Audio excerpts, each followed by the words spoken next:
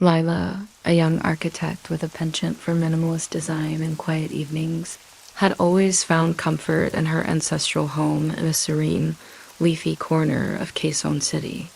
The house, while undeniably old, was meticulously maintained, its sturdy Mojave floors gleaming, its campus shell windows sparkling, and its compact garden a vibrant splash of tropical color. It was her sanctuary, a stark contrast to the relentless urban hum just a few blocks away. Her Lola, her maternal grandmother, still resided in their sprawling provincial ancestral home in Laguna, a place filled with forgotten corners and dusty heirlooms. It was from this very home that a package arrived last Tuesday, a bulky, irregularly shaped box that immediately piqued Lila's curiosity, a Pasalubong package. Her mother had chirped over the phone, her voice tinny with excitement. Lola was doing some spring cleaning in the bodega, that old storage room filled with everything, and she found some things she thought you'd appreciate. Said, "There's something special for you." Lila had thanked her mother, her mind already buzzing with possibilities. Lola's pasalubongs were legendary, sometimes a bag of freshly picked rambutan, sometimes intricately woven mats, sometimes even jars of homemade achara. She sliced through the packaging tape with a kitchen knife, revealing layers of old newspaper acting as cushioning. Dried mangoes, sweet and chewy, tumbled out first, followed by a neatly folded buried placemat. And then, nestled amidst more crumpled newspaper, was the doll. It wasn't like any doll Lila had ever seen. Modern dolls were often brightly colored, made of plastic or soft fabric, with impossibly perfect features. This one was different. It was crafted from a single piece of dark, unpolished wood, about 10 inches tall, with a crude, almost primitive artistry. Its limbs were carved in a stiff, unbending posture, its body a simple cylinder. The eyes were painted on, two wide, unsettlingly round white circles with tiny, black pupils that seemed to stare straight ahead, unwavering. Below them, a thin, crescent-shaped line formed a perpetual, unsettling smile that didn't quite reach the emptiness of its eyes. There was no hair, just a smooth, almost polished dome for a head. It had a strange, almost ancient scent, like dried earth and something else, something indescribably old. A small, handwritten note from Lola was tucked beside it, her familiar spidery script covering the crinkled paper. "My dearest Apple Lila, found this one deep in the bodega when cleaning." It was in an old wooden box, wrapped in cloth. No idea where it came from, but it looked interesting, a piece of the past. Thought you might like it. Love, Lola. Lila picked up the doll tentatively. It felt surprisingly heavy for its size, dense and solid. She turned it over in her hands, her brow furrowing slightly. "A piece of the past," she murmured, a faint unease stirring within her. It wasn't ugly, not exactly, but it certainly wasn't charming. It held an undeniable presence, a quiet intensity that belied its simple form. She tried to shake off the peculiar feeling. It was just an old doll, after all. A strange pasalubong, but harmless. That evening, as twilight bled across her bedroom window, painting the sky in hues of orange and purple, Lila placed the doll on her bedside table. She debated putting it away in a drawer, but dismissed the thought. It was a gift from Lola, after all. Instead, she decided to turn it to face the wall, its unsettling gaze directed away from her bed. "There," she mumbled, "out of sight, out of mind." She switched on her reading lamp, the soft glow illuminating her current architectural design book. The house settled around her, the familiar creaks and groans of old wood echoing in the silence. It was a comforting silence, a hallmark of her peaceful evenings. A few hours later, just as she was drifting off, a soft, distinct thud echoed from the living room downstairs. It wasn't loud, more like something small, solid, and light falling onto the tiled floor. Lila's eyes snapped open. She listened, straining to hear over the gentle hum of her air conditioner. Nothing. just the continued, comfortable silence of her home. Must be the wind, she mumbled, pulling her blanket higher.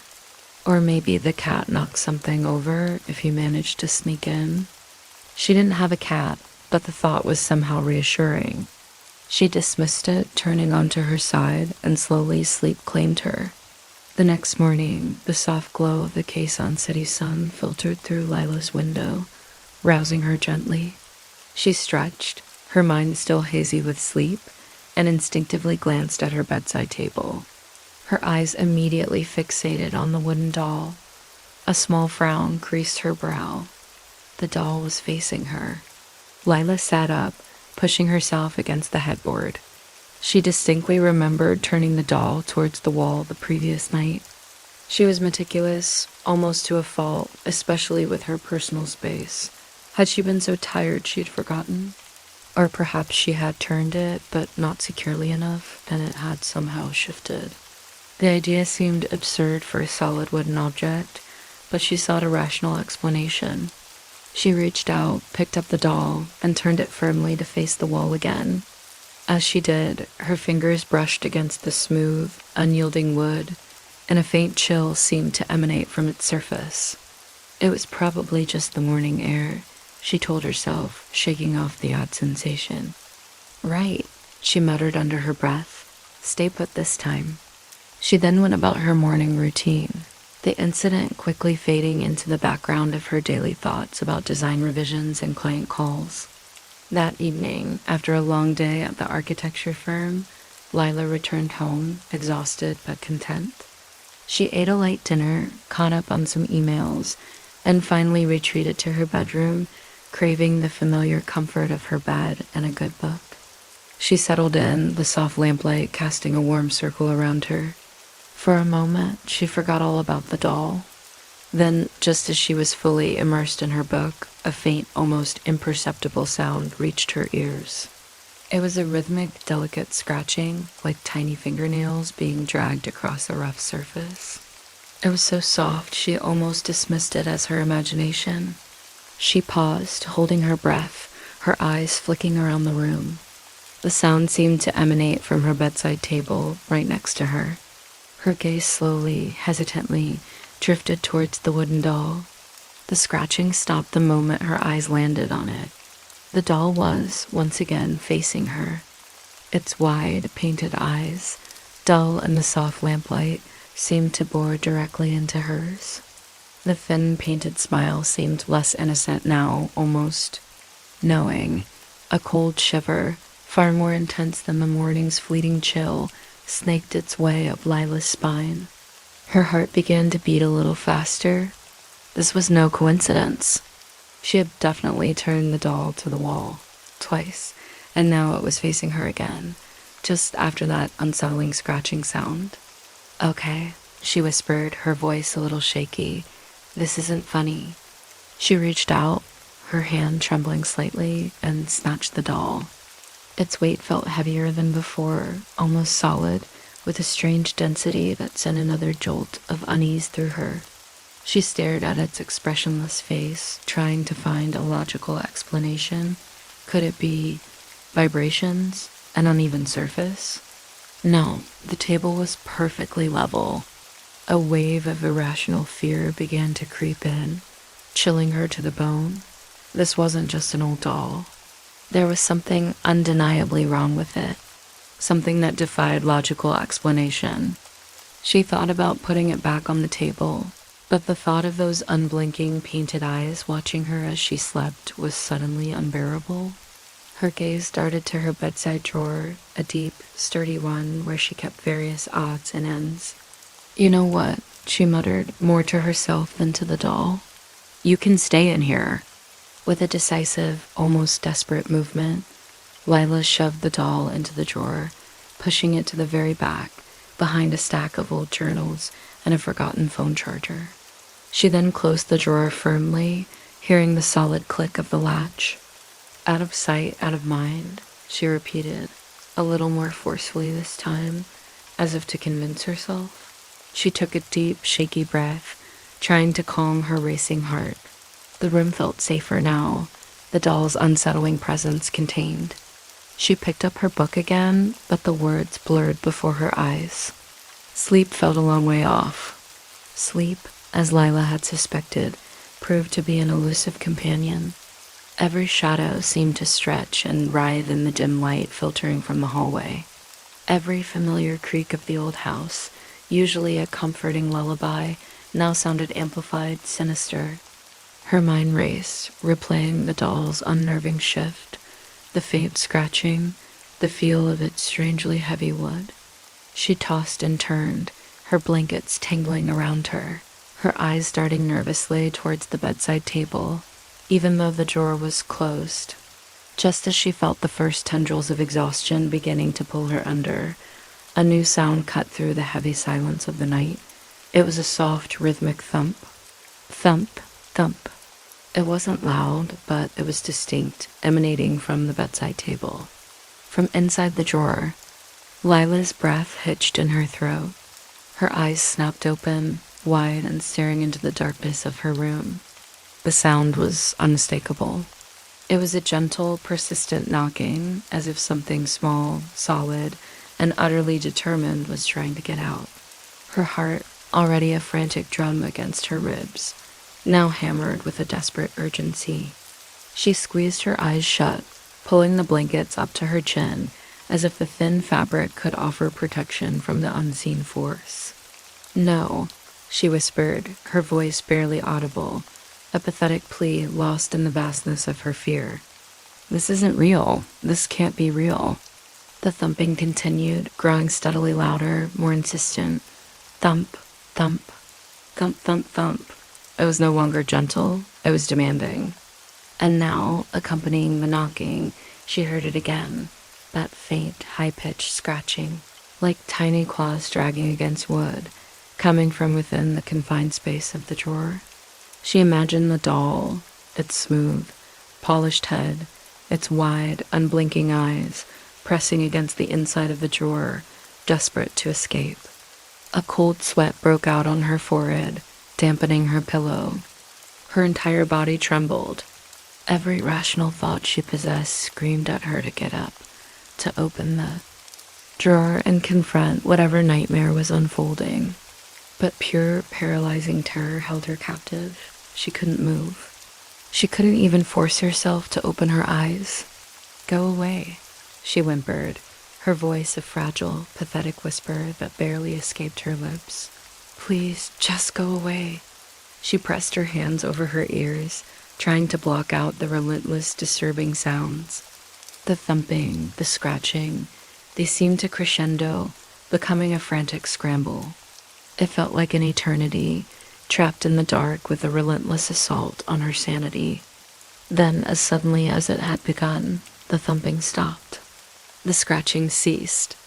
An abrupt, heavy silence descended upon the room, thicker and more oppressive than before. The only sound was the frantic pounding of her own heart in her ears.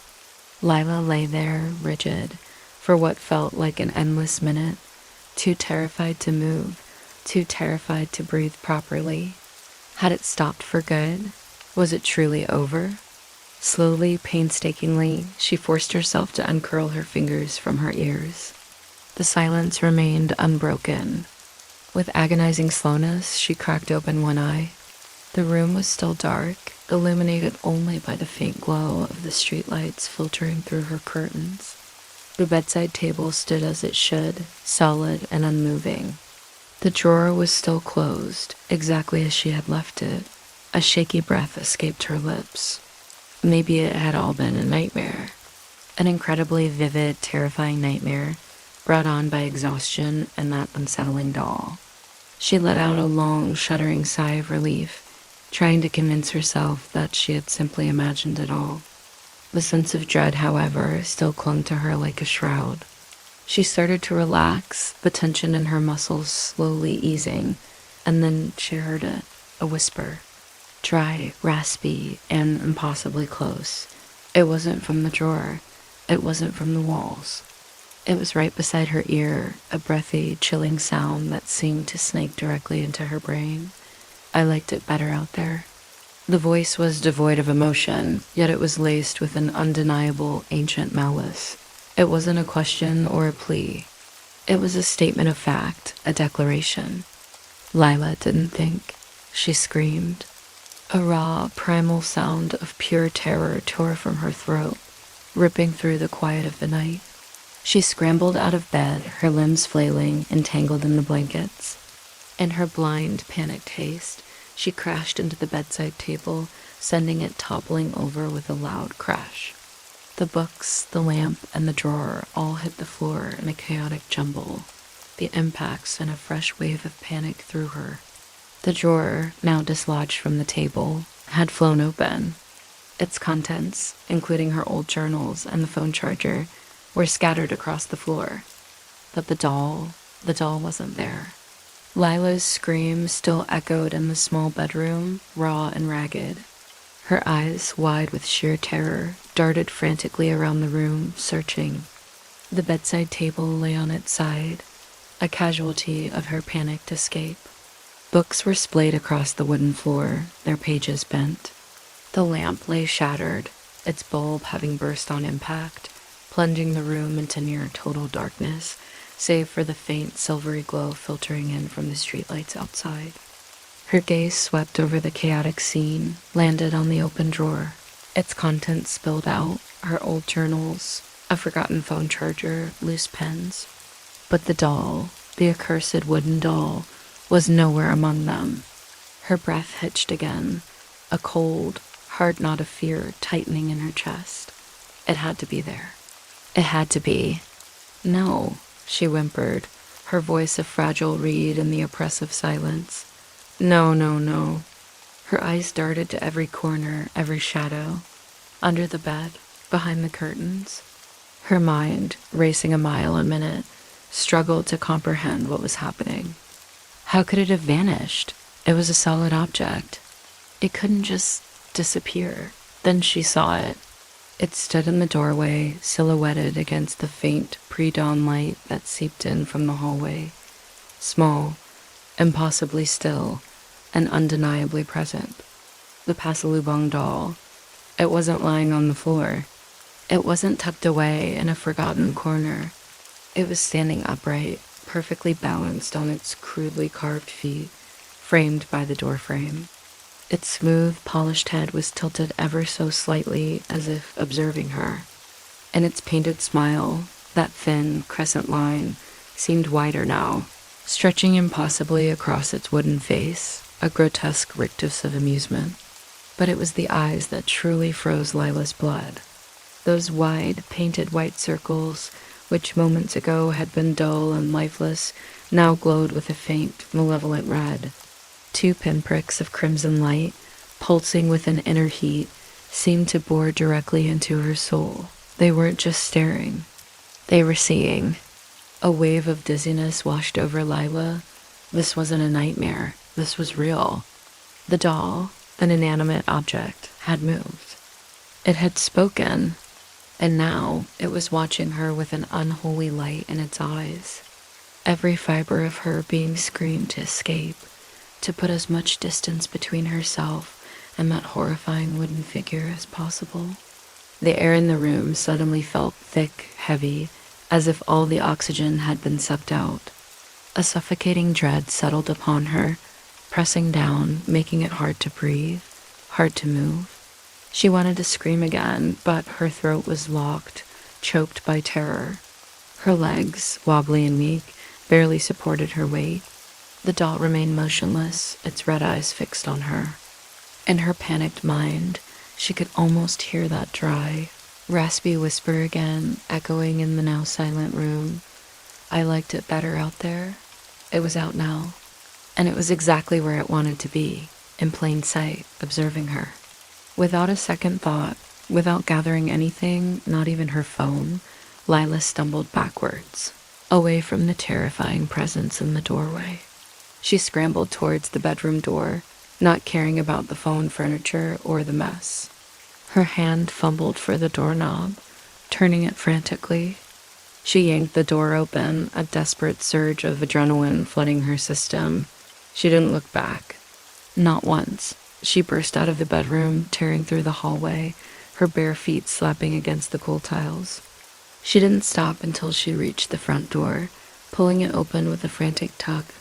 The cool, damp air of the pre-dawn Quezon City street hit her face, a shocking, welcome contrast to the suffocating terror within the house. She ran, barefoot and in her sleep clothes, out into the relative safety of the quiet street. The first faint streaks of orange and pink were just beginning to paint the eastern sky, promising a new day. But for Lila, the dawn brought no comfort, only the chilling memory of the Pasalubong Doll, standing silent and sinister in her doorway, its glowing red eyes watching her flee. She ran until her lungs burned, until the house was a distant, dark shape behind her, leaving everything she owned to the malevolent wooden figure that had turned her peaceful home into a living nightmare. Lila ran. Her bare feet slapped against the cool asphalt of the quiet street, a stark contrast to the terror that had just exploded from her home. Her breath came in ragged gasps, burning her lungs with every desperate gulp of the humid Quezon City air. The first hint of dawn, a faint bruised purple along the horizon, offered little comfort. The streetlights, still valiantly glowing, cast long, distorted shadows that seemed to dance and twist, each one a potential extension of the horror she'd fled. She didn't know where she was going, only that she had to be away. Away from the house, away from the terrifying silence that now undoubtedly permeated its walls, and most importantly, away from the doll. Her mind replayed the image, the small wooden form silhouetted in the doorway, those painted eyes glowing with an impossible, malevolent red. The impossible, raspy whisper, "I liked it better out there." It hadn't just moved. It had chosen to reveal itself, to taunt her. Her heart hammered against her ribs, a frantic drumbeat of pure adrenaline and terror. She stumbled, almost falling, but caught herself, driven by a primal need for survival. The few early morning commuters or joggers she might have encountered were nowhere in sight. The world outside her house was still asleep, unaware of the nightmare that had just erupted from within it. She glanced back over her shoulder, her breath catching in her throat. The house, her sanctuary, now looked like a gaping maw in the fading darkness, its windows dark, its very presence radiating an unseen malice. She half expected to see the small, wooden figure standing in one of the windows, its red eyes fixed on her, its painted smile mocking her flight. But there was nothing. Just the silent, ominous facade of her home. The absence of a visible pursuit did little to ease her fear. In fact, it intensified it. The doll had moved silently, unseen, until it chose to reveal itself. What if it was still following her, invisible in the pre-dawn gloom, its glowing eyes mere pinpricks of light she couldn't discern from the distant streetlights? The thought sent another surge of icy dread through her veins. She kept running, past familiar gates, past sleeping sorry stores, past the occasional slumbering jeepney. Her legs ached, her throat was raw, but she couldn't stop. The image of those glowing red eyes was seared into her mind, a constant, terrifying reminder that she wasn't safe. Not truly. Finally, her legs gave out. She collapsed on a park bench, gasping for air, her body shaking uncontrollably. The sky was now a pale, hopeful blue, and the first sounds of the city stirring to life began to trickle in. A distant dog bark, the faint rumble of an early bus. She looked at her trembling hands, her tear-streaked face. She was still in her pajamas, her hair a wild mess. She must look like a lunatic. A part of her, a tiny rational part, tried to dismiss it all. Hallucination, exhaustion, a vivid nightmare. But the memory of the thumping, the scratching, the impossible whisper, and those glowing red eyes were too real, too visceral to deny. Her home, her safe haven, was now tainted, occupied by something ancient and malevolent. She knew with chilling certainty that she couldn't go back. Not now, maybe not ever. The doll, the Pasalubong from Lila, had claimed her house. and it had watched her leave. The question now was, would it let her stay gone? Lila sat hunched on the park bench, the first blush of full daylight painting the sky. The city was finally rousing, its distant hum growing louder, offering a thin veneer of normalcy that felt utterly alien to her shattered reality. Her pajamas, once a symbol of comfort, now felt like a uniform of her humiliation and terror. People would be emerging soon, starting their routines, and she, a successful architect, was sitting here like a lost child, disheveled and traumatized. Her immediate instinct was to call her parents, to unleash the torrent of inexplicable horrors she'd just endured. But even as the thought formed, a cold dread seized her. How could she explain it? An old wooden doll from Lola moved by itself, knocked from inside a drawer, whispered to me, and then its eyes glowed red, so I ran out of the house. They'd think she'd lost her mind, or worse, that she was having some sort of breakdown. Her Lola, especially, might feel guilt over the Pasalubong. No, she couldn't. Not yet. Her phone. It was still in the house, on her nightstand, probably buried under the debris of the toppled table. She had nothing, no wallet, no keys, no means to contact anyone. Panic, cold and sharp, pricked at her. She was utterly alone, adrift in a city that was suddenly too big, too indifferent. Then a name surfaced in her mind, a beacon of hope in the swirling chaos. Anya. Anya was her best friend since college, a no-nonsense interior designer who lived just a few blocks away in a quaint townhouse that always smelled of freshly brewed coffee and lavender. Anya was pragmatic, grounded, and fiercely loyal. She might not believe the supernatural part, but she would certainly help. With a renewed sense of purpose, Lila pushed herself off the bench, her muscles stiff and aching. She started walking, a brisk, determined pace, her eyes fixed on the familiar landmarks of their neighborhood. The fear still gnawed at her, a persistent wasp buzzing in her mind, but the desperate need for human connection, for a safe harbor, propelled her forward. It felt like an eternity, but finally she stood before Anya's gate. It was a simple wrought iron affair, partially obscured by an overflowing bougainvillea bush. She hesitated for a moment, her hand hovering over the bell. What would she say? How would she explain her appearance? Taking a deep, shuddering breath, Lila pressed the doorbell, holding it down until she heard the faint chime from within. Moments later, the porch light flickered on, and Anya's face, framed by tousled hair, peered through the peephole. Lila, what in the world? Anya's voice, usually so calm, was laced with confusion and alarm as she unlatched the gate and swung it open. Her eyes immediately took in Lila's disheveled state, the crumpled pajamas, the wild hair, the tear tracks on her face. Before Anya could say another word, Lila stumbled inside, collapsing into her friend's arms. Anya, she choked out, her voice cracking. I can't go back. Something happened. Something awful. Anya, ever the pragmatist, immediately recognized the genuine terror in Lila's voice and the wild desperation in her eyes. She put an arm around Lila's shoulders, guiding her gently into the house. Hey, slow down. You're shaking. Come on, let's get you inside, get you some water. You look like you've seen a ghost. Anya's attempt at a light-hearted remark died on her lips as she felt the depth of Lila's trembling.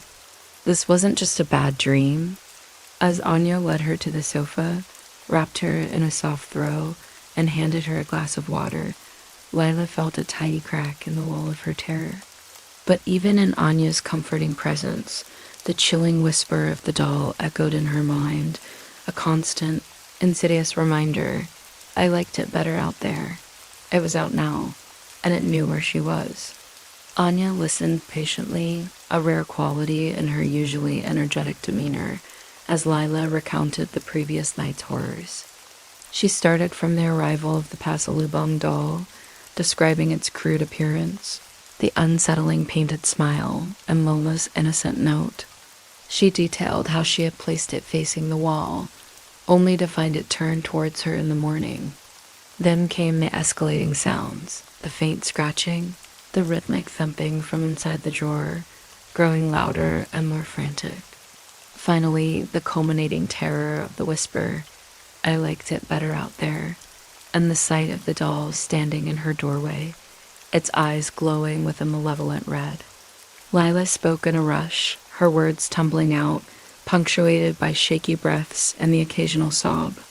Anya watched her, her usual pragmatic expression slowly giving way to a mixture of concern, bewilderment, and a dawning, unsettling belief. She kept refilling Lila's glass of water, gently rubbing her arm, letting her speak without interruption. And then I ran, Anya, Lila finished, her voice raw, her eyes wide and haunted. I just ran. I couldn't stay there. I couldn't.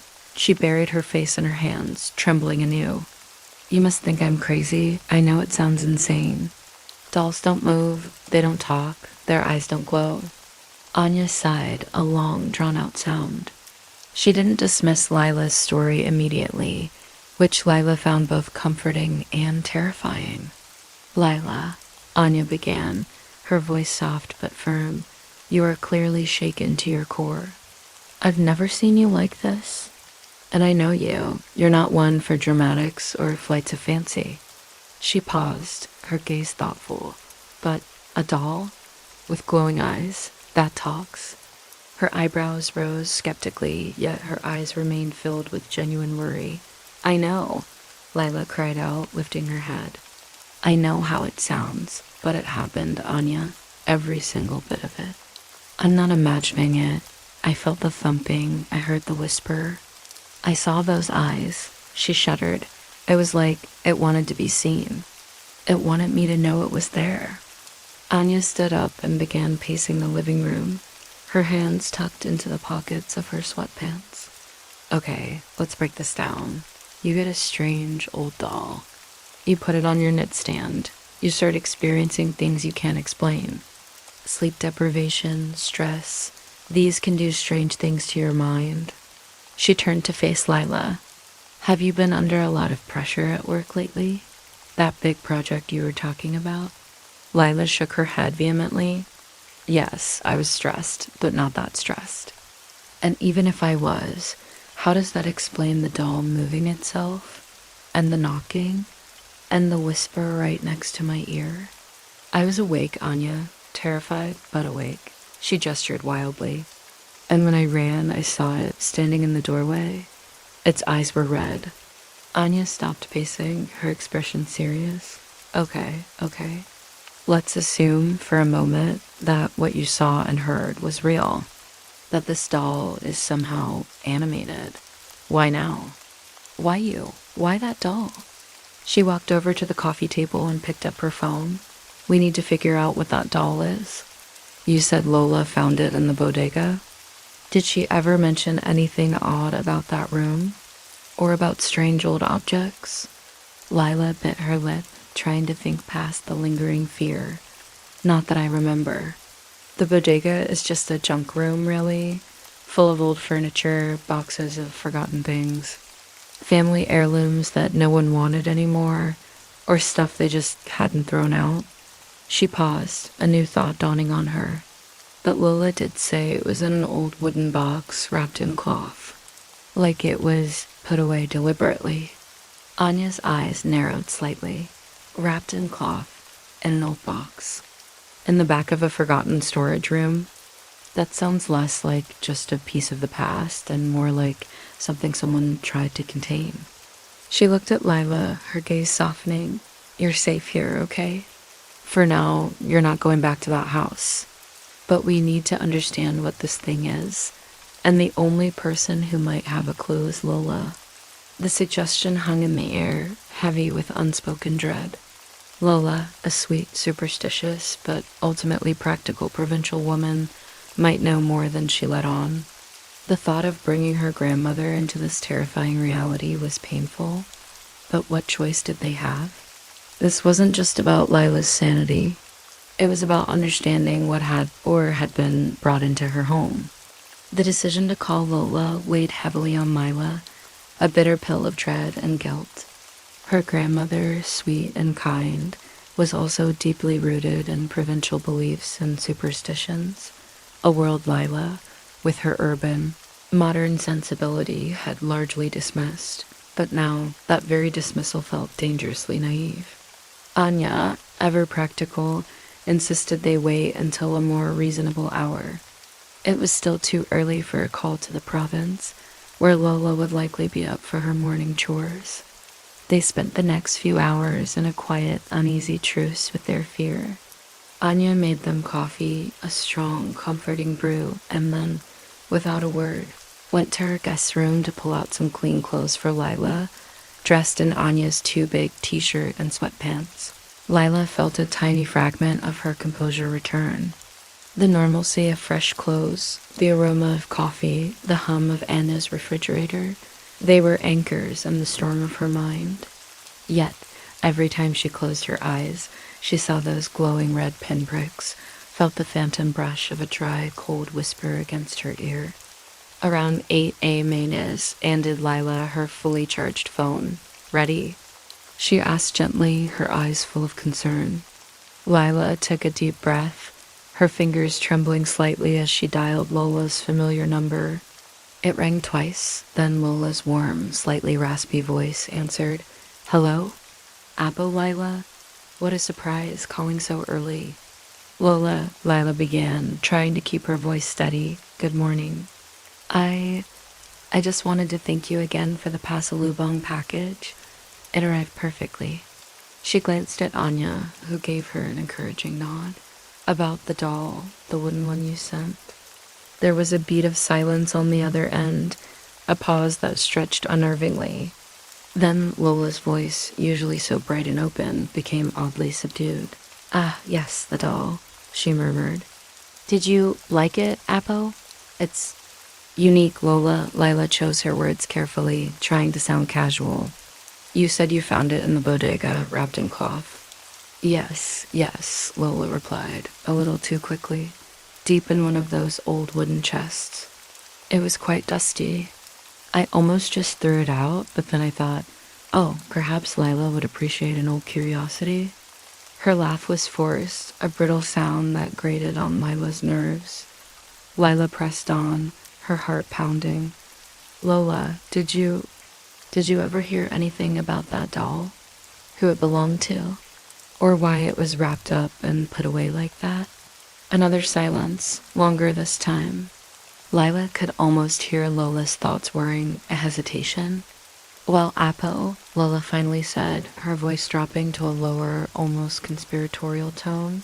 "There were some stories, old wives' tales, you know. Nothing to worry your pretty head about." "Stories, Lola? What kind of stories?" Lila urged, her voice trembling despite her efforts to control it. Anya leaned closer, straining to hear her. "Oh, just nonsense, Appo. About a spirit, a restless child, maybe, attached to it. They said it brought restlessness to a house. That's why it was always kept put away deep in the bodega for generations. But it's just superstition, really. Nothing for modern folk like you to concern yourselves with." Lola's voice was now laced with a desperate eagerness to dismiss it. Lila's blood ran cold. Restlessness. It wasn't just old wives' tales. This was what she had experienced. The doll hadn't just moved. It had brought an insidious, unsettling presence into her quiet home. "Lola," Lila said, her voice barely a whisper, "are you sure it's just a story? Because last night, the doll, it was moving. It was making sounds. And its eyes were glowing." On the other end of the line, a sharp gasp. "Dios ko, Appo?" Lola's voice was suddenly shrill, filled with an uncharacteristic terror. "You saw its eyes glow? And it moved? Oh, Appo, no. I shouldn't have sent it. I truly thought it was just a harmless old thing now. The spirits, they follow the object. You must get rid of it, burn it, bury it." Don't let it stay in your house, Apo. It will bring nothing but only trouble. Lola's frantic words confirmed Lila's worst fears. Her grandmother knew. She hadn't revealed the full truth because she had genuinely believed the doll was inert, its power dormant after years of confinement. But now, hearing Lila's account, her grandmother's own deeply ingrained superstitions had surfaced, raw and terrified. Lola, I already ran out of the house, Lila confessed, her voice thick with emotion. I can't go back. The doll is still there. A sob echoed from the phone. Oh, Apo, that's good. That's good you left. Do not return. Not while that thing is there. We need a mankuhula, an albulario, someone who knows these things. Lola was openly weeping now, her earlier dismissal completely shattered. I am coming to Quezon City, Apo. Don't go back there. Promise me. Lila promised, her own tears beginning to well up. Lola's raw fear was more chilling than any of the doll's terrifying antics. It meant this was something truly, deeply wrong, beyond her understanding, something that even her practical grandmother knew to be dangerous. Lola's frantic weeping on the phone solidified Lila's fear into a cold, hard resolve. This wasn't just her imagination. Her grandmother's reaction was proof enough. The doll wasn't just a strange heirloom. It was something dangerous, something with a history of causing restlessness and worse. Lola's promise to come to Quezon City and her desperate plea for Lila not to return to the house underscored the gravity of the situation. Anya, who had heard Lola's tearful exclamations through the phone, gently took the device from Lila's trembling hand after she ended the call. She sounds terrified, Lila, Anya observed, her own face etched with concern. What did she say? Lila recounted Lola's confession about the doll as history, the old wives' tales of a restless spirit, how it brought restlessness to a house, and how it had been deliberately kept hidden, wrapped in cloth, for generations. She said it was meant to contain something, Lila whispered, and she never thought it would react like this. She's coming here, Anya. She wants to find an albulario. Anya, despite her initial skepticism, was now clearly shaken. The conviction in Lila's voice, coupled with Lola's raw fear, painted a picture too vivid to ignore. An albulario? Anya muttered, running a hand through her hair. Okay, this is getting serious. But before we get anyone else involved, we have to do something about that doll. It's still in your house, right? Lila nodded, a fresh wave of dread washing over her. Yes, I just ran. We can't just leave it there, Anya stated, her voice firm. If what Lola says is true, if it's out now, who knows what it could do, or if it could go somewhere else. Her eyes widened slightly at the unspoken implication. The doll knew where Lila lived. What if it decided to follow her, or worse, come to Anya's house? But how? Lila asked, her voice tinged with despair. I can't go back in there alone, and I have nothing. No keys, no phone, nothing. Anya paced for a moment, her brow furrowed in thought. Okay, we need a plan. You're not going in alone, that's for sure. I'll go with you. Lila's head snapped up. No, Anya. You don't have to do this. It's dangerous.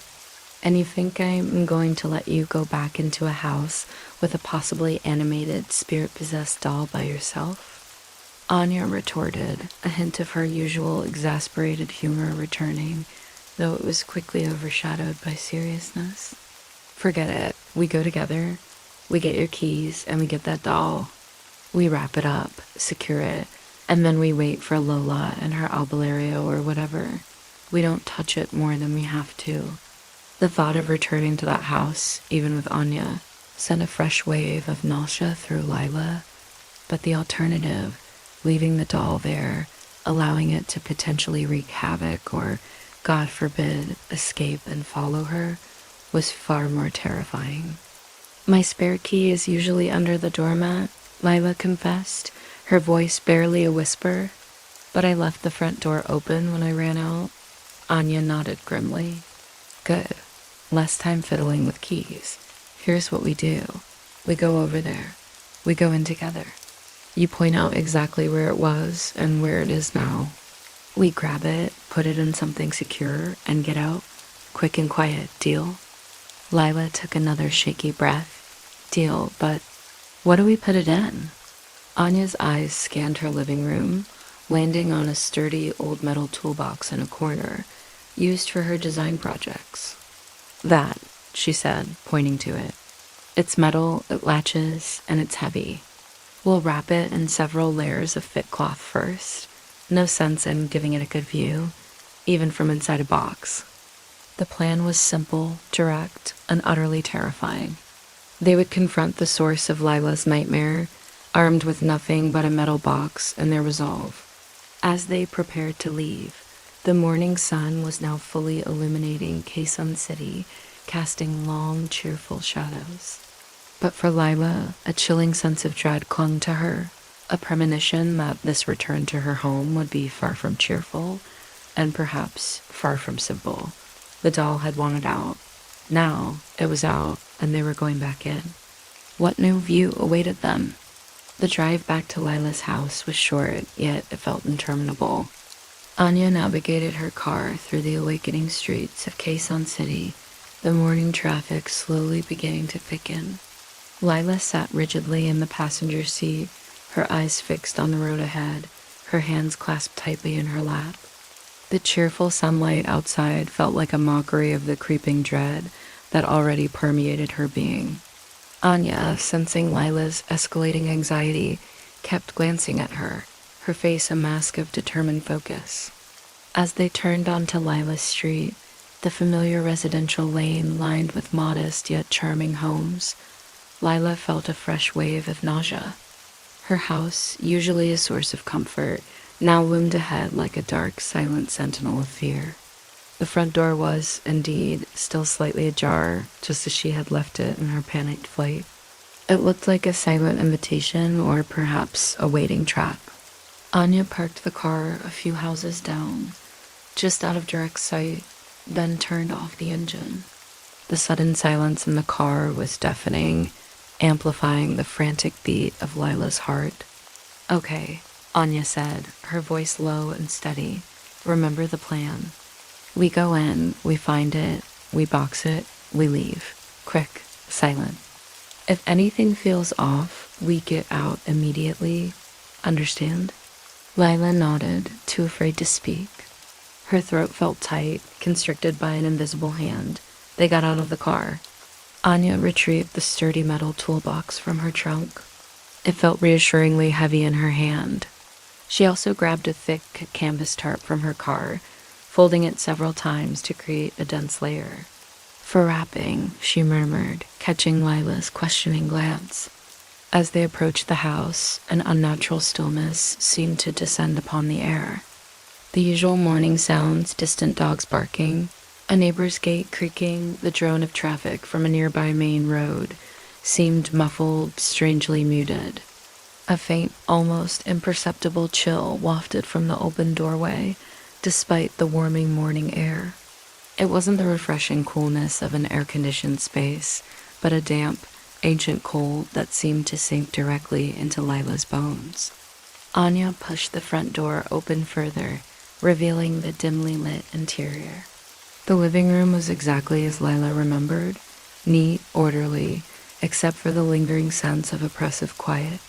The furniture was undisturbed, the decorative pieces on the shelves unshifted. There was no visible sign of the thud she had heard, no disarray beyond the specific chaos in her bedroom. They stepped inside. The moment they crossed the threshold, the strange chill intensified, wrapping around them like an invisible shroud. Lila shivered, goosebumps rising on her arms. The air felt heavy, stale, despite the open door. It smelled faintly of dust and something else. Something indescribably old and stagnant, like a long-closed tomb. It feels dead in here, Anya whispered, her voice barely audible. Her eyes scanned the living room, a nervous tension in her posture, like the air itself is holding its breath. Lila didn't respond. Her gaze was already fixed on the hallway leading to her bedroom. A profound sense of dread settled over her, a premonition that the quiet was deceptive, that something malevolent was watching them from the shadows. She knew, with chilling certainty, that the doll was waiting. It had wanted to be out there, and out there was now the silent, suffocating interior of her own home. The feeling of being watched was palpable, a chilling pressure on the back of her neck. As they took the first hesitant steps towards the hallway, a faint, almost inaudible whisper seemed to drift from the shadows at the end of it.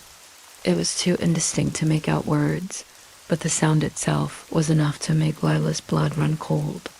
It was the same dry, papery rustle, the same insidious murmur that had preceded the doll's final terrifying pronouncement.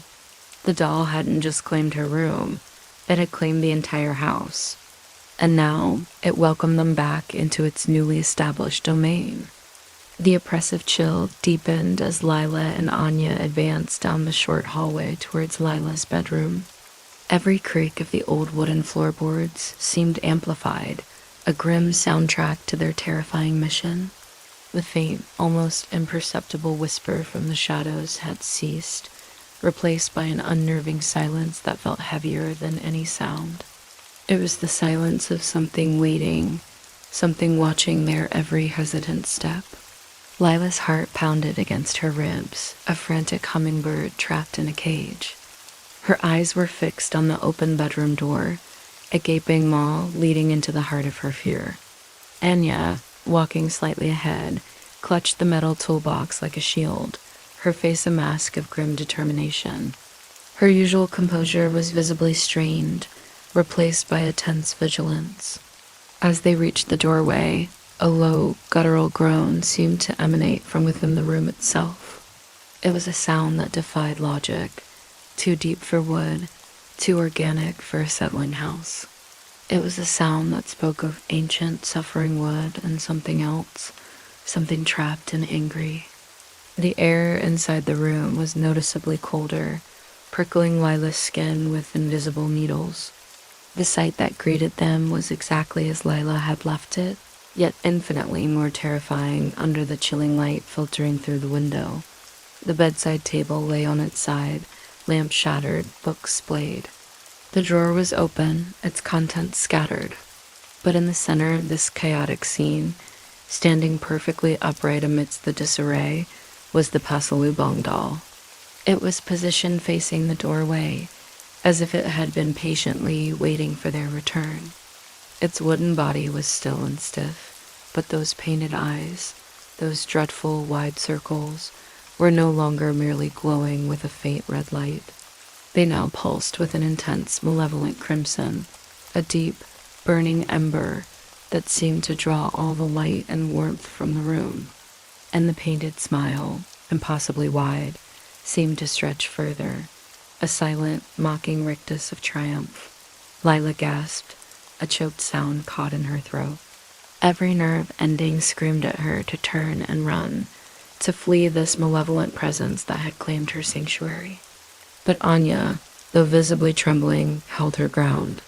"There it is," Anya whispered, her voice tight with suppressed fear. She held the metal toolbox out in front of her, almost instinctively, as if its cold metal could ward off the unseen menace. "Lila, stay behind me. Just point." Lila could only manage a shaky nod. Her gaze was locked on the doll, its glowing eyes seeming to follow her every subtle shift in position. The thought of getting closer, of touching that thing, made her stomach churn. It was on the table. Lila managed to croak, her voice barely above a whisper, and then it moved. To the doorway, when I ran. Her eyes darted from the doll to the floor where the drawer lay open. It was in the drawer for a while. Then it stopped and whispered. As Lila spoke, a faint, dry rustling sound emanated from the doll. It wasn't the sound of it moving, but rather like brittle leaves being dragged across a rough surface. And then, from the doll itself, a low, barely audible hiss escaped, a sound that seemed to snake directly into their minds, devoid of words, yet filled with palpable displeasure. It was a sound of ancient anger, of violated territory. Anya flinched, her grip tightening on the toolbox. "Okay," she breathed, her voice raspy. "It doesn't like us being here. We need to be quick." She took a hesitant step forward, her eyes fixed on the doll. "Lila, get the tarp, quickly. We need to wrap it." The air in the room seemed to grow even colder, the chill now biting and sharp. Lila felt a palpable pressure, as if an invisible force was pushing against her, trying to keep her away from the doll. She forced herself to move, her limbs heavy and reluctant, like wading through thick mud. Her eyes never left the doll's glowing red stare. It was watching them, and it knew what they were trying to do. The frigid air of the bedroom was a physical presence, a chilling embrace that tried to push them back. As Lila, driven by Anya's urgent command, moved to retrieve the canvas tarp, the doll remained motionless, its crimson eyes burning holes in the gloom. The faint, dry rustling sound continued, an incessant whisper of unseen movement that seemed to emanate from the very air around the doll. Lila's fingers, clumsy with fear, fumbled with the folded tarp. The material felt impossibly heavy, as if resisting her efforts. Every instinct screamed at her to flee, to abandon this foolhardy mission. But Anya's determined gaze, her unwavering presence beside her, spurred Lila on. She knew they couldn't leave the doll to its devices. Lola's terror had confirmed that. As Lila finally managed to unfurl the thick canvas, Anya took another slow, deliberate step towards the doll, her hand still gripping the metal toolbox like a lifeline. "Okay, you grab the edges. I'll try to get it into the middle," Anya instructed, her voice tight, a tremor barely suppressed. The logical part of her brain was screaming against this absurd reality, but the primitive fear in Lila's eyes and the undeniable cold in the room forced her forward. Just as Anya extended her free hand towards the doll, a sharp, splintering crack echoed through the room. It wasn't the sound of wood breaking, but something far more horrifying. From the doll's stiff, cylindrical body, a thin, almost imperceptible line appeared, snaking downwards from its painted smile. And from the crack, a faint, viscous liquid, dark and glistening, seemed to ooze. Simultaneously, the air around the doll solidified, becoming a tangible wall of oppressive cold. Lila felt as if she were wading through thick, icy water. The doll's crimson eyes flared, pulsing brighter, illuminating the small crack on its body with an internal, malevolent glow. Then, with a sickeningly deliberate slowness, the doll began to lean forward. Its rigid posture dissolved into a subtle, almost imperceptible shift of balance. It wasn't falling, it was moving. And as it tilted, a new sound filled the room, a low, guttural chuckle, dry and brittle like dead leaves skittering on pavement, yet unmistakably a sound of sinister amusement. It seemed to come from everywhere and nowhere, from the doll, from the walls, from the very air itself. Anya gasped, recoiling instinctively. "Lila, now! Get the tarp over it," she shouted, her voice laced with pure panic. But it was too late. As Anya stumbled back, the doll completed its slow lean, and with a swift, impossible movement, its stiff, crudely carved wooden arm, which had seemed rigidly attached to its body, snapped forward. The arm, though carved as a simple, unbending extension, seemed to bend at a non-existent elbow, reaching out with an unnatural speed. It wasn't reaching for Anya, it was reaching for Lila. A cold, splintery wooden hand, surprisingly strong and impossibly fast, clamped on Lila's wrist. The touch was instantly freezing, a shock that jolted through her entire being. It felt like being grasped by a dead skeletal hand. The wood itself seemed to leach all warmth and life from her skin. Lila screamed, a short, sharp cry of terror and pain. She thrashed, trying to pull away, but the doll's grip was surprisingly vice-like, its small wooden fingers digging into her flesh, She could feel splinters pricking her skin. The doll remained motionless, still standing amidst the scattered debris, its body now slightly angled, its extended arm holding Lila captive. Its crimson eyes, bright and triumphant, seemed to burn deeper, boring into her soul.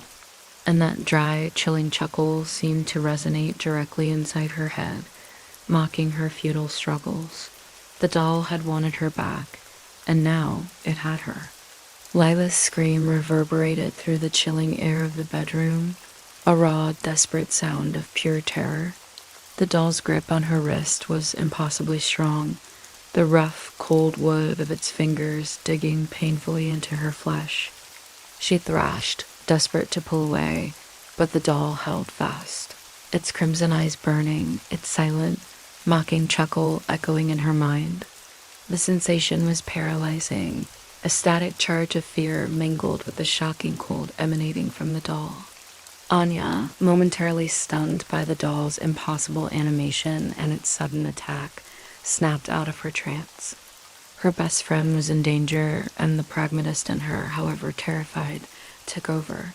"Lila, let go," she yelled, even as she instinctively lunged forward, dropping the metal toolbox with a clang. The doll's eyes flickered, those pinpricks of red light momentarily focusing on Anya, a silent challenge. The pressure on Lila's wrist intensified, causing her to cry out again, tears streaming down her face. She could feel splinters breaking off into her skin. Anya didn't hesitate. Without thinking of the supernatural implications, only of her friend's pain, she grabbed Lila's arm, just above the doll's grip, and pulled with all her might. "Pull, Lila, pull," she urged, her voice strained. The doll, however, was surprisingly tenacious. It wasn't simply holding on. It felt as if it had rooted itself to the very floor, its small wooden body unnaturally heavy, defying the laws of physics. The air around it seemed to thicken, pressing against Anya, resisting her efforts. A low, dry hiss, far more pronounced than before, emanated directly from the doll, a sound of fury and possessiveness. "It's not letting go." Lila sobbed, her voice hoarse with fear and effort. Her wrist felt like it was being crushed. Anya's eyes darted around the chaotic room, searching for anything, any advantage. Her gaze landed on the toppled bedside table. The sturdy wooden leg of the table was now exposed, splintered at the break where the top had separated. Desperation fueled her. "Hold on, Lila," Anya yelled, her voice a battle cry against the insidious forces at play. She released Lila's arm for a split second, enough time to scramble towards the table. With a grunt, she seized the heaviest part of the broken table, the thick wooden leg, and swung it back. The doll's red eyes widened, if such a thing were possible for painted eyes, and its grip on Lila's wrist seemed to tighten further, a final desperate hold. The chilling chuckle intensified, now sounding less like amusement and more like frantic, malevolent defiance. "Get off her," Anya screamed, channeling all her fear and anger into the swing. She brought the heavy wooden leg down with brutal force, aiming directly for the doll's extended arm. The impact was sickening. A sharp, loud crack echoed through the room, louder than anything before. It was the sound of wood meeting wood, but imbued with a deeper, more resonant finality. The doll's small, crude arm, still clamped to Lila's wrist, snapped cleanly in two at the elbow, where it had impossibly been earlier. The part of the arm still clutching Lila's wrist, along with the doll's hand, remained stubbornly attached, frozen in its vice-like grip even in severance. But the main body of the doll, now missing its arm, recoiled violently. Its red eyes, which had been glowing so fiercely, abruptly flickered and died, leaving them once again dull, lifeless white circles. The dry, malevolent chuckle ceased.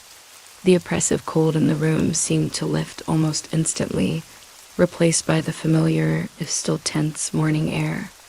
The unnatural stillness that had clung to the house dissipated, allowing the faint sounds of the waking city to filter back in.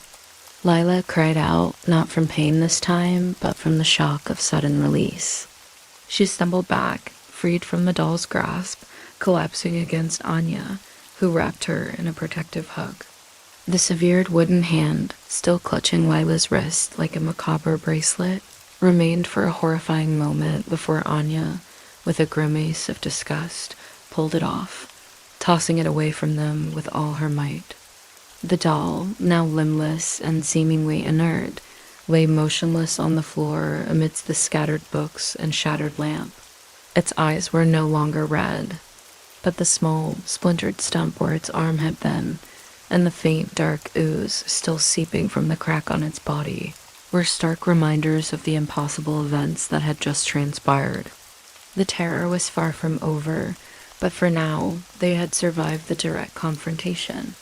The silence that followed Anya's decisive blow was absolute, broken only by Lila's ragged breathing and Anya's own heavy gasps. The oppressive cold had vanished, replaced by the humid morning air, but the lingering stench of dust and something vaguely acrid still hung heavy in the room. Lila slid to the floor, her legs no longer able to support her, clutching her throbbing wrists where the doll's wooden hand had left angry red marks and embedded splinters. Anya knelt beside her, pulling her close in a shaky embrace. "Are you okay?" Anya whispered, her voice still trembling with adrenaline. She gently examined Lila's wrist, her fingers brushing against the painful welts. "We need to clean this. And that thing." She nodded towards the now inert doll, lying amidst the scattered debris. The doll lay still, its broken arm a stark testament to the violence of the encounter. Its painted eyes, once glowing with crimson malice, were now dull white again, utterly lifeless. The dark, viscous liquid that had oozed from the crack on its body had congealed, looking like dried sap. It appeared harmless, a mere broken wooden toy, but the memory of its impossible animation, its chilling whisper, and its terrifying strength was seared into Lila's mind. It broke, Lila managed to choke out, staring at the doll. But it felt so real, Anya, so strong. "It was real enough," Anya said grimly, her gaze fixed on the doll. "And now we need to make sure it stays that way, and Don't touch it, Lila, not even with the tarp. Let me." Anya, despite her lingering fear, moved with a newfound determination. She retrieved the canvas tarp, carefully unfolding it. Her eyes darted from the doll to the metal toolbox, which had landed harmlessly when she dropped it. It was still intact, its latch sturdy. She approached the doll cautiously, as if it might suddenly spring back to life. With a shiver of revulsion, Anya used the edge of the thick tarp to carefully nudge the doll onto the center of the fabric. She then swiftly folded the tarp over it, wrapping it multiple times, creating a thick, opaque bundle. She made sure there were no gaps, no possible peek holes. The less this thing could see, the better. "The toolbox," Anya murmured to herself. She bent down, grabbed the heavy metal container, and then, using only the bundled tarp, maneuvered the doll-wrapped package into the box. It was a tight fit, but it went in. With a sigh of strained relief, she slammed the lid shut and secured the latches with a definitive click.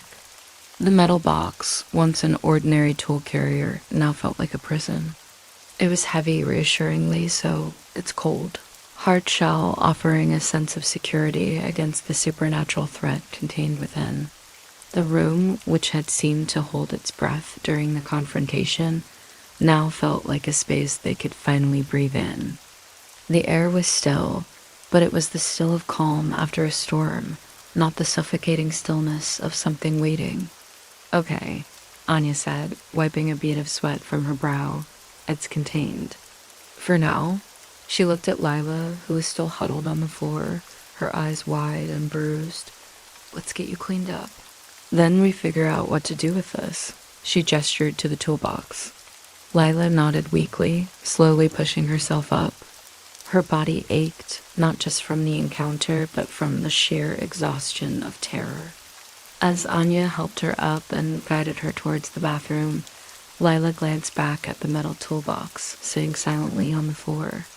It was just a box, but it now held a secret so chilling, so impossible, that it had irrevocably changed her perception of the world.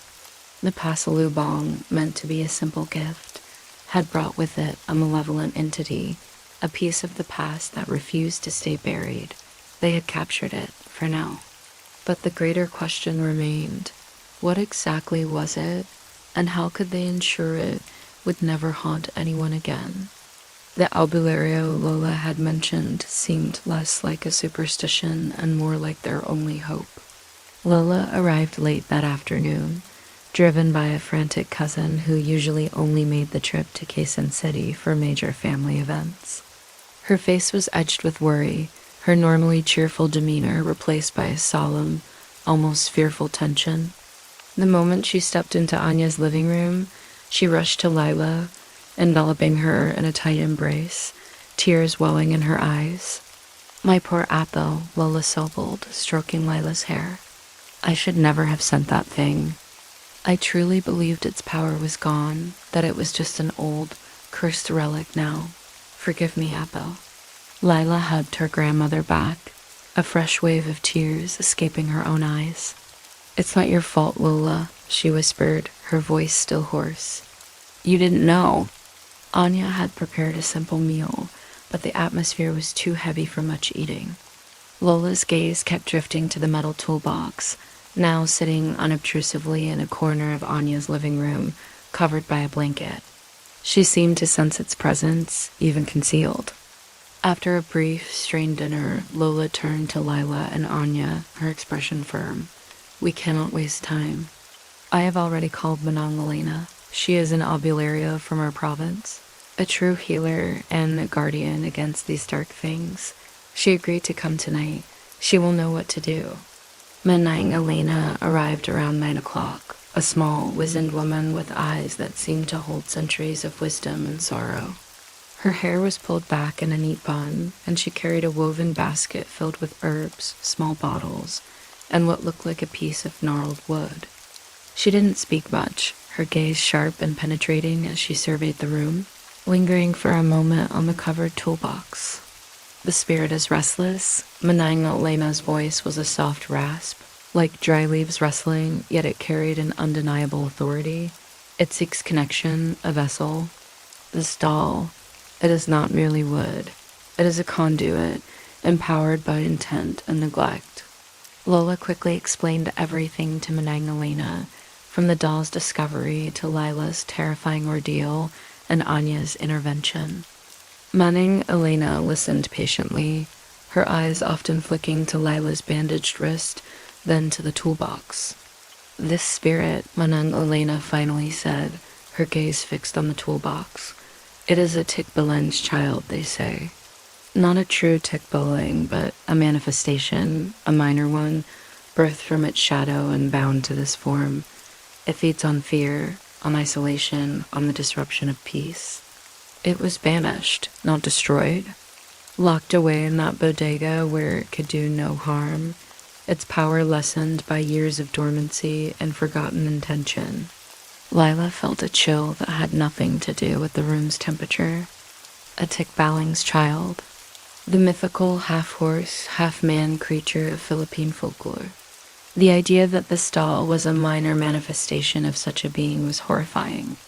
But it was awakened, Manang Elena continued, her eyes now on Lola.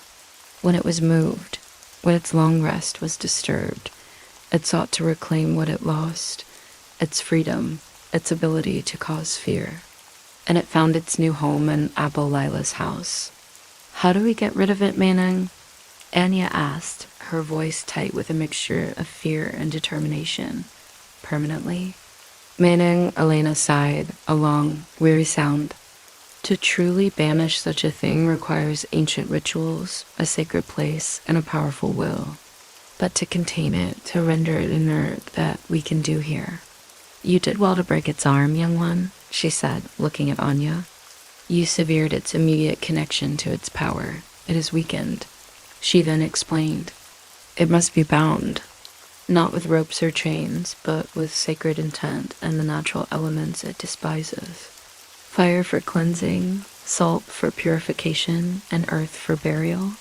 But it must be done with respect and without malice. Only then will it truly return to its slumber. Lila, though terrified, felt a glimmer of hope. There was a way to reclaim her peace, to stop this nightmare. But the thought of dealing with the doll again, even in a ritualistic manner, sent shivers down her spine. The true test, it seemed, was yet to come. Manang Alana's words, though unsettling, offered a strange sort of comfort. There was a plan, an ancient method to combat this modern terror. The mention of fire, salt, and earth, however, brought a new wave of apprehension. This wasn't just about putting a doll in a box. It was about confronting something supernatural, something steeped in forgotten lore. "We will need a few things," Manang Elena announced, her gaze sweeping over the living room. "Not many, but they must be pure.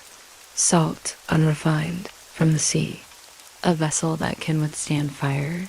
A metal pot, perhaps, that can be sacrificed. Wood for burning, not too much, but enough to consume the vessel. And a shovel for the burial." Anya, ever the resourceful one, immediately took charge. "I have sea salt in the kitchen for cooking," she offered. "And an old wok that's seen better days. We can use that.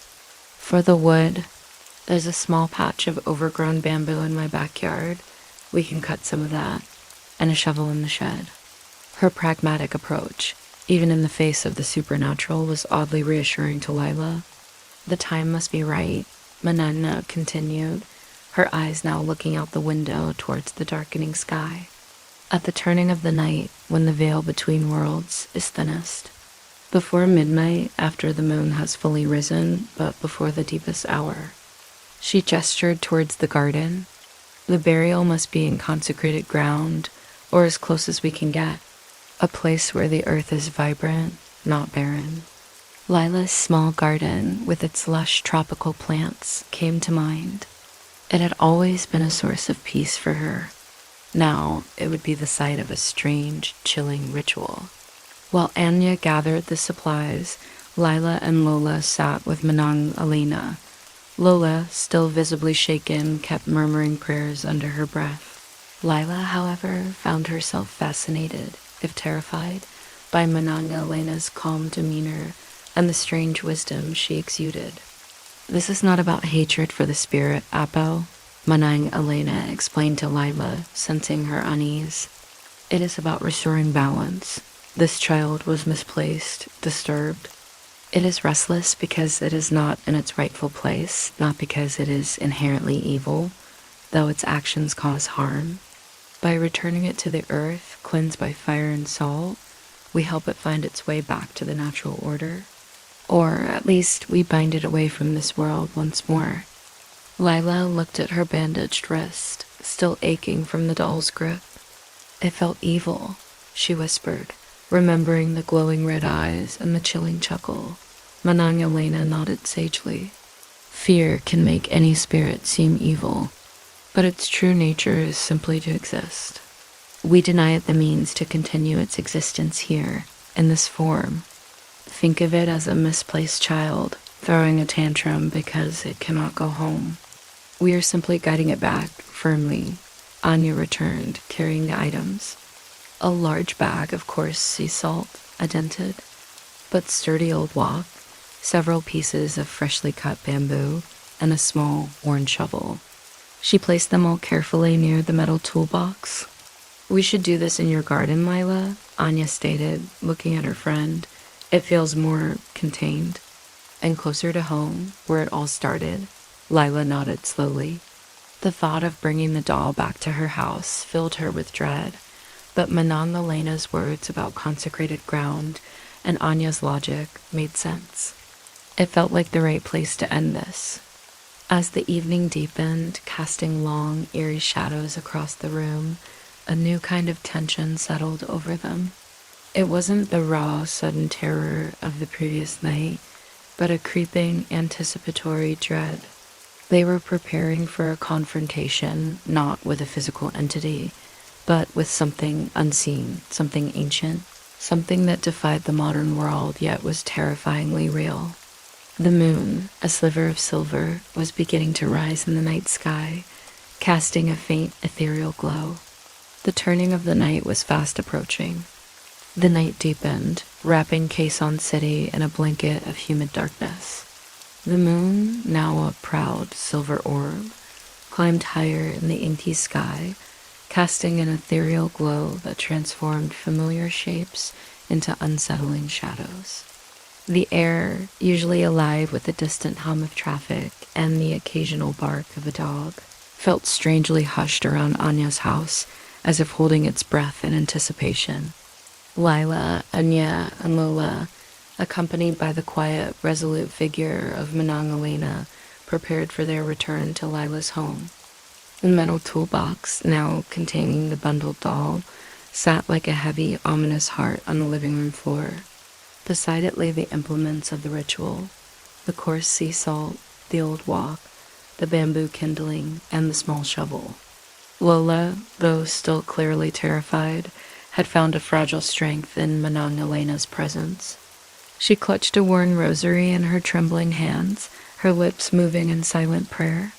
Lila, dressed in Anya's spare clothes, felt a cold knot of dread tightening in her stomach. The thought of re-entering that house, even with her companions, sent shivers down her spine.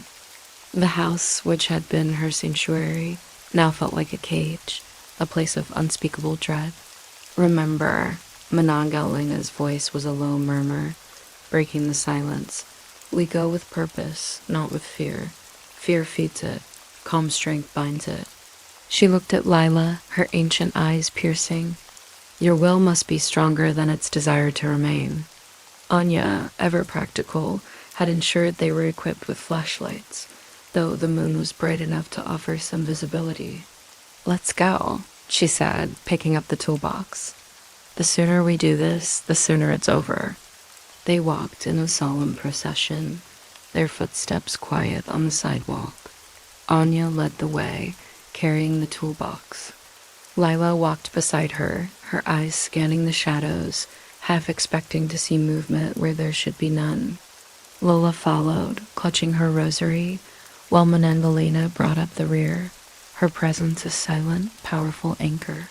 As they approached Lila's house, the feeling of oppressive stillness returned, even stronger than before. The trees in her garden seemed to sag, their leaves unmoving as if holding their collective breath. The air grew colder, the damp chill permeating their clothes, seeping into their bones. It was the same ancient, stagnant cold that had greeted Lila and Anya earlier, but intensified, radiating from the house like a silent scream. The front door, which Lila had left ajar, was now inexplicably closed. Not latched, but firmly shut, as if someone or something had deliberately pushed it to. A thin, almost invisible mist seemed to cling to the porch, shimmering faintly in the moonlight. Lila gasped, a choke sound of renewed fear. It's closed, she whispered, her voice barely audible. I left it open. Anya's grip on the toolbox tightened. Manang Elena stepped forward, her small frame radiating an unexpected authority. She raised a hand, stopping them. Her eyes, narrowed and focused, scanned the closed door and the shimmering mist. It knows, Manang Elena stated, her voice a low, resonant hum. It senses our intent. It tries to bar the way. She reached into her woven basket and pulled out a small, intricately carved piece of gnarled wood, rubbing it between her thumb and forefinger. She then produced a tiny pouch and sprinkled a pinch of what looked like dried herbs onto the wood. With a soft, almost inaudible chant, Manang Elena approached the closed door. She didn't push it. Instead, she gently touched the gnarled wood to the surface of the door, drawing an invisible line across it. As she did, the thin mist clinging to the porch seemed to recoil, dissipating slowly, like smoke blown away by an unseen wind. The oppressive chill lessened marginally enough to allow them to take a collective, shaky breath. It will try to resist, Manang Elena warned, turning back to them. It will try to frighten you, but its power is weakened. Go in, be swift, the garden awaits. Anya pushed the door open. It swung inward silently, revealing the familiar darkness of Lila's living room. The heavy, stagnant air was still there, a suffocating presence. But now, amidst the lingering dread, there was also a palpable tension, a feeling of an unseen battle being waged. The house was not empty, it was waiting, and the doll, contained within the toolbox, felt like a ticking time bomb in Anya's hands. The chill within Lila's house persisted, a suffocating blanket that seemed to cling to their skin as they moved. The living room was dark, silent, holding its breath. Anya led the way, carrying the metal toolbox, its contents a cold, heavy presence. Lila walked close behind her, her eyes scanning the shadows, her breath shallow. Lola followed, clutching her rosary, her lips moving in silent prayer. Manang Elena, serene and focused, brought up the rear, her quiet strength a palpable force. They navigated through the familiar living room, past the dining area, and out into the small, manicured garden at the back. Here, the air felt slightly less oppressive, though a faint, lingering cold still permeated the space. The moonlight, unhindered by the house, poured into the garden, illuminating the lush greenery in shades of silver and deep shadow. Here, Menenge Elena's voice was a soft whisper as she gestured towards a patch of earth beneath an old gumamela bush. Its hibiscus flowers now closed for the night. This place has good earth, fertile, it will help bind the spirit.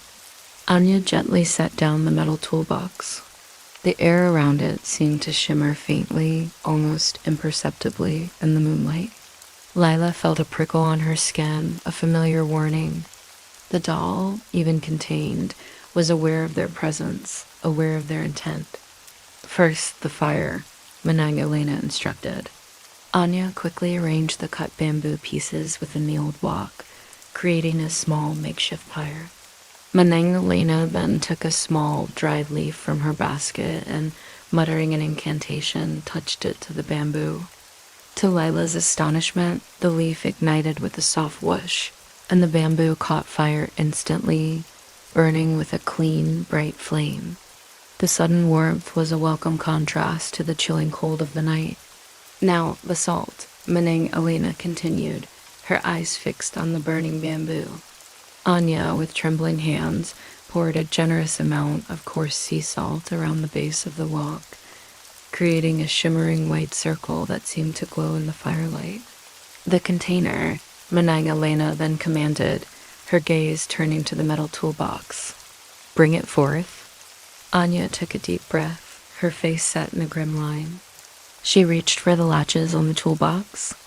As her fingers brushed the cold metal, a low, barely audible whine seemed to emanate from within the box, a thin, high-pitched sound that was almost too faint to hear, yet undeniably present. It was the sound of something trapped, something unwilling. Lila shivered, a fresh wave of fear washing over her. Even broken, even contained, the doll still exerted its presence. Lola gasped, tightening her grip on her rosary, her eyes wide with terror. Anya hesitated for a moment, then, with a resolute grunt, she unlatched the toolbox.